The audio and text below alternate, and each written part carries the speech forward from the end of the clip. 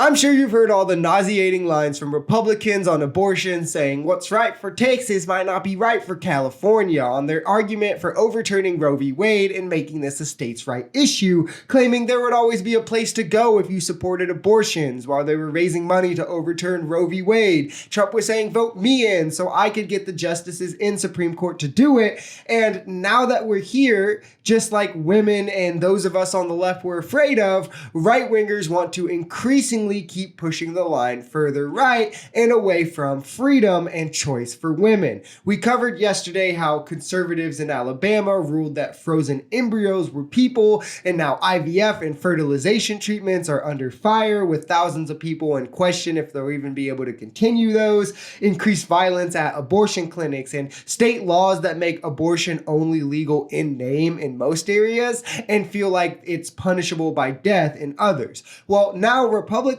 have seemingly backtracked on that whole states' rights argument and will indeed try to enact a federal ban. And Trump, who has publicly acknowledged the backlash Republicans have received since overturning Wade because, it seems that most people think that women can make their own decisions. Who would have thought that? Groundbreaking idea. Well, privately, Trump has now expressed support for federally banning abortion, as New York Times reports, for 16 weeks and would include exceptions, though there are a few things worth noting. First, he chose this number because it's even, because that's definitely something you should consider when removing rights from women pertaining to their health care. But most importantly, this ban would only stand to prevent the 30 states that don't have abortion bans or allow it past 16 weeks. States like Florida, for instance, with 16-week bans, wouldn't have to extend their time or change anything, like in Texas, where they do no exceptions.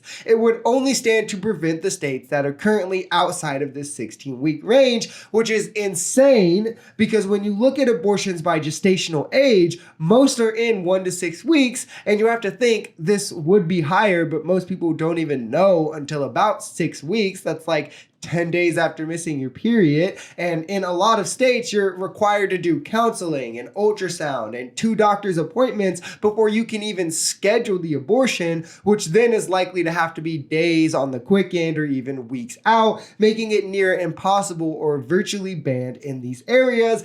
And looking further, 98% of pregnancies are happening before 20 weeks. And the small 0.1, 0.02% that are happening after that are always super rare, super complex, and always life-threatening cases that nobody should want the government hounding over and having the say in, not doctors. The problem with a federal ban, or bans in general, is they take abortion from being something for health, for psychological reasons, for whatever the case may be between a woman and her doctor, and then make it solely about, can we get this done in time? That's the only qualifier, which is not the way that any medical procedure should be looked at, especially one so crucial to the lives of so many women. And that's why we should be attacking Republicans on this. We should be holding their feet to the fire. I'm sure Trump didn't want this made public, but now that it is, the choice is even clearer. One candidate stands for women's choice, and the other thinks they should be made baby-making factories.